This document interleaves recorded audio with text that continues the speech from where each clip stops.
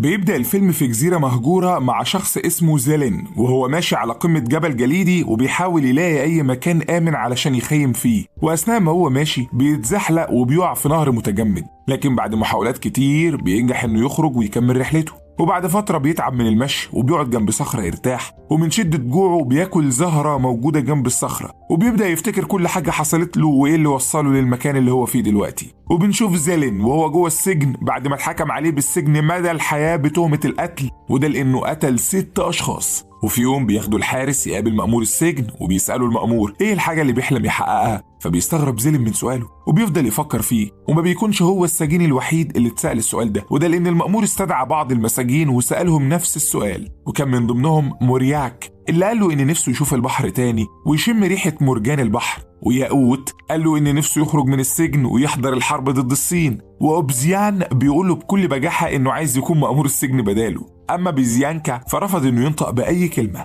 وتوليا بيقول له إنه مهتم بعلم الفضاء وعايز يتابع تطورات محطات الفضاء، والسيبا بيكون عايز يشوف الستات مرة تانية. وفي النهاية جه دور زيلين اللي كانت إجابته مش مفهومة ومش واضحة، وبيعرفهم مأمور السجن إنه هيتم نقلهم لمستعمرة جديدة هتكون على جزيرة في نص البحر، وهيكملوا عقوبتهم فيها. ومع الوقت بيتم تحضير المساجين وبينقلوهم على سفينة فيها زنازين تشبه السجن علشان يتنقلوا للجزيرة، وبيتم تقسيم المساجين لمجموعات، وكل مجموعة بيحطوهم مع بعض في زنزانة واحدة. وبيتعامل أوبزيان مع باقي المساجين على إنه الزعيم بتاعهم، وبيقتل واحد منهم علشان ياخد السرير بتاعه والباقي يخافوا منه.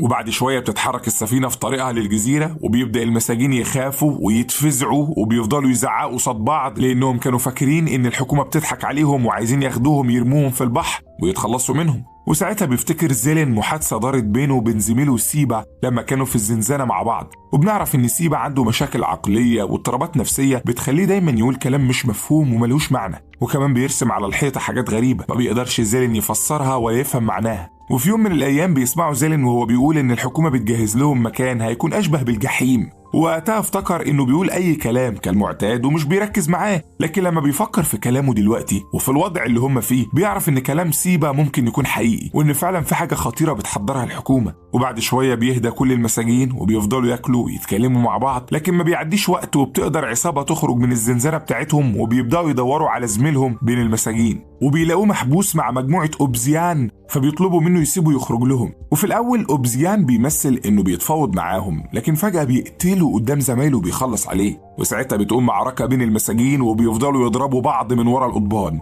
وبنشوف شخص عجوز اسمه ستاري بيكون قاعد بعيد عنهم وهادي وما بيعملش حاجة غير إنه بيصلي. وبعد شوية بيجي الحراس وبيهددوهم بالأسلحة عشان يسيطروا على الوضع، وبيرموا عليهم قنابل غاز علشان يناموا ويرجعوهم زنازينهم. وفي النهاية بيوصلوا لجزيرة مهجورة في نص البحر، وبيكونوا مربوطين بكلبشات وكل كلبش عليه رقم، وبيقعدوهم على الأرض علشان يسمعوا التعليمات من السيد أولافسون والسيدة مارتا واللي بيكونوا مسؤولين عن مشروع تيرانوفا. وبيقولوا لهم إن معظم الدول لغت عقوبة الإعدام وبقى مكانها السجن مدى الحياة، وده اللي خلى السجون مليانة على الآخر ومش مكفية مساجين تاني. وعلشان كده قررت الحكومة الروسية إنها تخصص الجزيرة دي لتنفيذ مشروع تيرانوفا، واللي هيشرف عليه ويدعمه بالكامل مجموعة من الدول المشاركة في المشروع. ومن النهاردة هيعيشوا على الجزيرة دي تحت حمايتهم، وكمان هيوفروا لهم كل اللي يحتاجوه علشان يقدروا يعيشوا على الجزيرة، زي الأكل واللبس والأدوات اللي هيستخدموها في يومهم. وفعلا بيجيبوا لهم صناديق أكل تكفيهم لمدة 3 شهور، وبيفهموهم إن هيتم مراقبتهم طول الوقت من خلال القمر الصناعي. لكن في نص الكلام بيعترض أوبزيان وبيبقى مش عاجبه فكرة إنهم متراقبين 24 ساعة، وبيتعصب وبيرمي حجر كبير على أولافسون، وساعتها بيهددوهم الحراس وبيضربوا نار في الهواء علشان يسيطروا على الوضع. فبتكمل مارتا كلامها وبتعرفهم إنهم هيسيبوا لهم عوامات حواليهم ممكن ياخدوا واحدة منهم ويوصلوا لزرار لونه أحمر موجود على مسافة من الشاطئ، ويضغطوا عليه ويطلبوا اللي هم عايزينه، ولو اتحول ضوء الزرار للأخضر فده معناه إنه تم الموافقة على طلبهم. وكمان لو حد منهم قرر ينسحب من المشروع ممكن يدوس على الزرار الأحمر ويقول لهم سبب انسحابه، وساعتها لو وافقوا هيرجعوه السجن تاني. وعلشان كده بتحذرهم إنهم يفكروا كويس في قرارهم قبل ما يروحوا يضغطوا على الزرار، لأن بمجرد ما وصلوا للجزيرة مفيش رجوع عن قرارهم تاني. وكمان بتفهمهم إنهم حطوا الزرار الأحمر بعيد عن الشاطئ علشان يفكروا كويس في طلباتهم قبل ما يضغطوا عليه. وقبل ما الحراس يسيبوا الجزيرة ويمشوا بيرموا مجموعة من المفاتيح المرقمة على الأرض علشان المساجين يفكوا الكلبشات اللي في إيديهم، ووقتها بيبدأ المساجين يجروا على المفاتيح بهمجية ويتزحموا عليها، وبيفضلوا يضربوا بعض علشان يلحقوا يفكوا الكلبشات. بس زيلين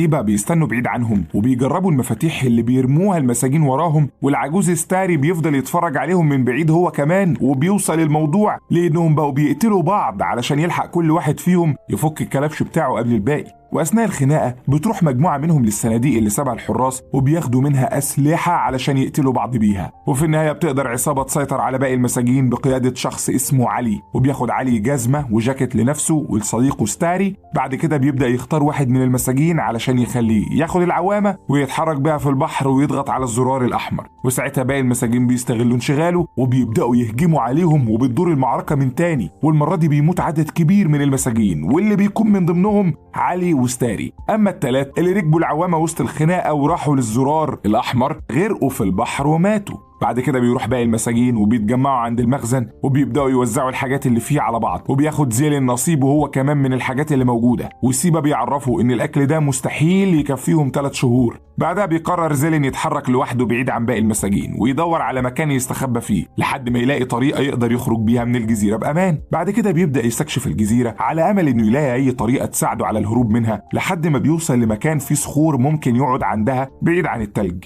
وفعلا بيقعد وبيطلع صوره لعيلته كان مخبيها في لبس السجن، وبيفضل يبص لمراته وعياله وهو بيعيط، وبعدها بينام. وبعد كام ساعة بيصحى على صوت جنبه وبيكتشف ان في مجموعة من الفيران قطعت الشنطة وكلت معظم الاكل اللي فيها، وبيبدأ الجو يمطر وبيكون برد، فبيستخبى زيلين تحت الصخور وبيولع نار وبيسخن مية علشان يتدفى. وبعد شوية الامطار بتقف فبيطلع من تحت الصخور وبيصطاد طائر وبيشويه، واثناء ما هو بياكل بيلاقي زميله سيبا واقف قدامه وبيكتشف انه كان ماشي وراه وبيراقبه من اول ما اتحرك، فبيقعد معاه وبيفضلوا يتكلموا مع بعض. ووقتها بيحاول سيبا يسرق السكينة بتاعت زيلين، لكن زيلين بيشوفه وبياخدها منه وبيحذره انه ما يسرقش منه حاجة تاني، فبيعتذر له سيبا وبيفهمه انه جعان جدا وبيعرض على زيلين كيس ملح مقابل قطعة من لحم الطائر، فبيوافق زيلين وبيسامح له ياكل معاه. وبيروح سيبا يجيب خشب من عند الصخور علشان يولعوه، وبيشوف صورة عيلة زيلين. وبعد ما بيخلصوا اكل بيروح سيبا يقف على حافة الجبل وبيقول لزيلين ان نفسه ينط وينهي حياته، لكن خايف يعمل كده. وبيسأل زيلين هو ليه عايش لحد دلوقتي وما قتلش نفسه على الرغم ان مفيش فرصة للحياة، فبيقول له انه بيحلم يرجع لمدينته ويدفن جنب عيلته، وده مش هيحصل طول ما هو موجود على الجزيرة دي. بعدها بيروح هو وسيبا يكملوا استكشاف الجزيرة على امل انهم يلاقوا اي حاجة تنفعهم، وبيوصلوا لبحيرة وبيحاول زيلين يدور فيها على أي سمك، لكن بتبقى فاضية وما فيهاش غير أناديل، فبيحاول سيبا يطلع واحد منهم لكن بيخاف وبيرميها بعيد. وساعتها بيلاحظ زيلين جزء من طيارة مائية واقعة بين الصخور، وعلى مسافة قريبة بيلاقي باقي أجزاء الطيارة، وده اللي بيرجع له الأمل من تاني إنه يخرج من الجزيرة وينجو منها، لأن زيلين كان طيار وهيكون قادر إنه يسوقها، لكن بيكون عنده مشكلة وهو إنه مش هيعرف يحركها مع سيبا لوحدهم، فبيقرروا يسيبوها مؤقتا ويرجعوا لمكانهم عند الصخور لحد ما يضموا مجموعة من المساجين علشان يساعدوهم. ولما بيرجعوا بيستخدم زيلين أعواد الكبريت اللي خدهم من المخزن علشان يولع نار، لكن أول ما بيولع عود منهم بيطلع منه دخان مسموم وبيفضل يكح منه، فبيبعد عن الدخان بسرعة وبيسحب سيبا اللي فقد الوعي، وبعد لحظات بيقدر يفوقه وبيستعيد الوعي من تاني، وبيفضل يقول كلام مش مفهوم كالعادة، وزيلين ما بيديلوش اهتمام. وساعتها الجو بيزيد برودة والتلج بيملى المكان بالكامل وما بيبوش قادرين يتحملوا البرد، فبيقرروا انهم يرجعوا تاني للمكان اللي فيه المساجين على امل انهم يلاقوا شوية فحم يولعوا ويدفوا منه. لكن لما بيرجعوا بيلاقوا الوضع هناك بقى سيء جدا، وده بعد ما عصابة أوبزيان سيطرت على باقي المساجين وعملوا مستعمرة، وبقى أوبزيان شبه مأمور السجن زي ما كان بيتمنى، وبقى بيتحكم في كل المساجين وسيطر على الأكل وكل حاجة في المخزن، وعمل لهم جدول لتوزيع الأعمال وحصصهم في الأكل، وكمان حاجز المساجين في مخزن مقفول زي السجن وبيسمح لهم يخرجوا منه من وقت للتاني علشان يشموا هوا ويرجعوا تاني للسجن. وبيتابعهم أوبزيان من على برج مراقبة عالي ومع واحد من أتباعه اسمه استنتس، وأول ما بيأمرهم استنتس يرجعوا للمخزن تاني بيجري كل المساجين بأقصى سرعة وبيدخلوا، وده لأن آخر واحد هيفضل بره هيتقتل ويتاكل. في نفس الوقت بيقدر زيلين وسيبا يوصلوا للمكان اللي فيه الفحم وبيلاقوا جنبه بواقي النار اللي كانت مولعة، فبيقعدوا جنبها علشان يتدفوا وبيروحوا في النوم من شدة التعب. لكن سيبا بيصحى على صوت العصابة وهم شايلين مسجون علشان يشووه على النار وياكلوه، وبيفهم ان الجوع قدر يحولهم لمجموعة من آكلين لحوم البشر علشان يقدروا يعيشوا، فبيهرب سيبا ويستخبى ورا الصخرة، وبعدها بيرجع لزيلين من تاني وبيحاول يصحيه علشان ياخده يستخبى معاه، وساعتها بتكشفهم العصابة وبيقبضوا عليهم وبيرجعوهم يقابلوا أوبزيان تاني علشان يحدد عقوبتهم، واتهموهم انهم سرقوا الاكل وهربوا اول ما وصلوا للجزيرة. وساعتها حاول ياقوت يساعدهم واتكلم مع أوبزيان وعرفوا انهم كانوا من ضمن مجموعتهم لما حصلت المعركة في السفينة. لكن ستانس مراقب البرج بيتعصب على ياقوت علشان يتدخل في الكلام، وفهم انه بيحاول يساعدهم، فبيضربوا ياقوت وبيوقعوا على الارض. وساعتها بتتجمع عليه العصابة وبيفضلوا يضربوا فيه،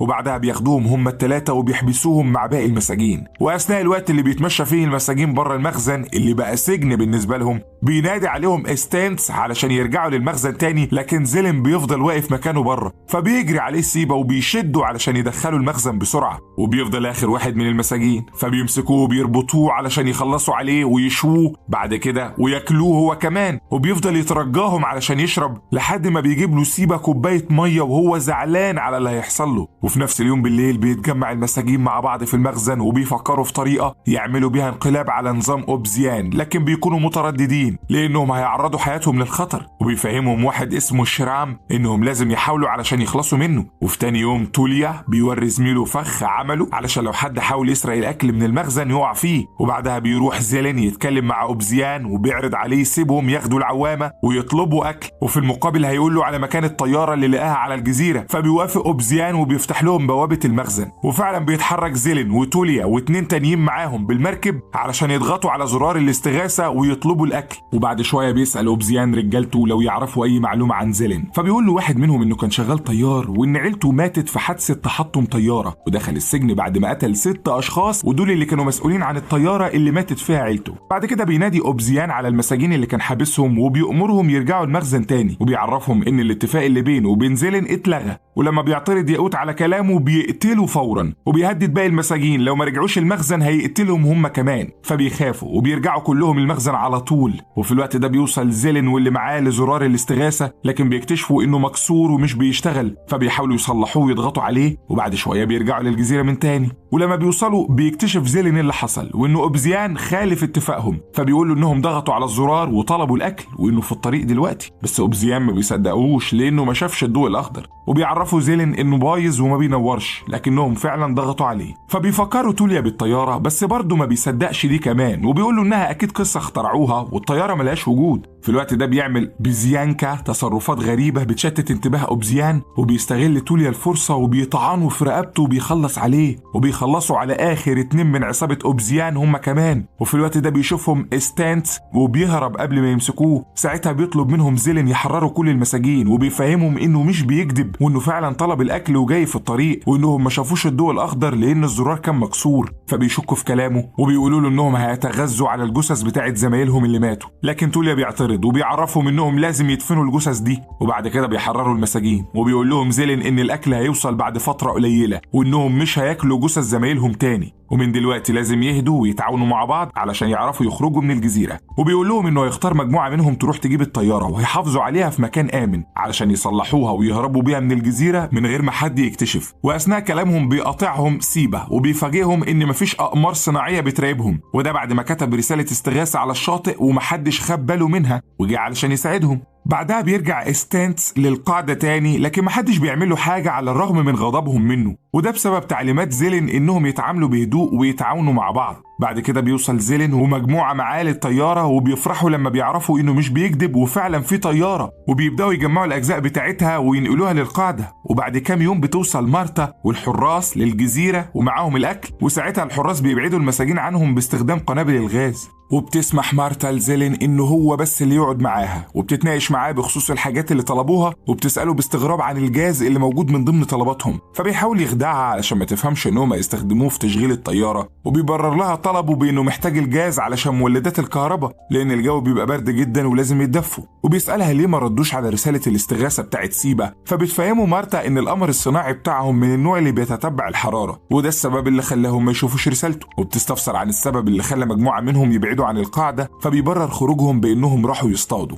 لكنها ما بتصدقوش بسبب ان مفيش سمك حواليهم نهائي. وهنا بيفكر زيلين وبيقول لها انهم خرجوا يصطادوا اناديل البحر. وبتسأله مارتا عن عدد المساجين اللي باقيين، فبيستغرب زيلين لان القمر الصناعي المفروض ظاهر عدد المساجين عندهم، لكن رغم كده بيقول لها ان اللي فاضل 87 مسجون ومعظمهم مرضى. وبعد ما مارتا واللي معاها بيمشوا بيروح زيلين ورجالته لمكان الطياره وبيحطوا فيها الجاز علشان يجربوها، وبيفرحوا لما بيلاقوها اشتغلت. وفي تاني يوم بيتفاجئوا بالحراس قدامهم على الجزيره وبيلاقوهم جايبين مجموعه كبيره من المساجين الامريكان، وبيكون للمجموعه دي زعيم برضه. فبيروح زيلين يسلم على الزعيم ده كمبادره للسلام بينهم، لكن بيرفض سلامه وبيضربه، وبتدور معركه قويه وعنيفه بين الطرفين. وساعتها سيبا بياخد زيلين وبيخبيه في المخزن، وبيحاول واحد من المساجين الامريكان انه يروح وراهم، لكن بيقع في الفخ اللي كان توليا عامله وبيموت فورا. واثناء المعركه بيولعوا في المخزن بكل اللي فيه، وبنشوف مارتا وهي مراقباهم من بعيد وهم بيخلصوا على بعض لحد ما نص المساجين بيكونوا ماتوا. فبتقرر ساعتها تنهي المشروع بعد ما الوضع خرج عن السيطره، لكن بيجي لهم تعليمات بتنفيذ الخطه البديله حالا، وهي انها تبعت مجموعه من الجنود علشان تخلص على المساجين كلهم. فبتبعت الحراس للجزيره وبيخلصوا على المساجين الباقيين فعلا، وبيفضل كام واحد منهم بس مع زيلين بيكونوا ساعتها مستخبيين عند الطياره، وبياخدوا الطياره وبيتحركوا بيها علشان يهربوا من الجزيرة. وبينطلق زيلين والاتنين اللي معاه بالطيارة وسط ضرب النار من كل مكان حواليه، وبيقدروا الحراس يصيبوا الاتنين اللي مع زيلين وبيموتوهم، لكن زيلين بيقدر انه يهرب منهم بصعوبة وبيقدر يخرج من الجزيرة، وبيطلع الناجي الوحيد بعد كل العذاب اللي شافه في السجن.